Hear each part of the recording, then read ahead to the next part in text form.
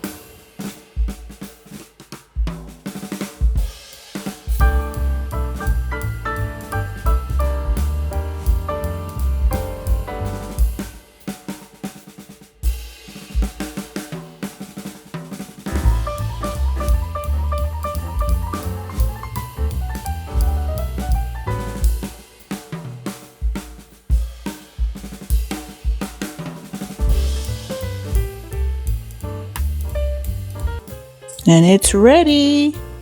Came out so beautifully, nice and soft.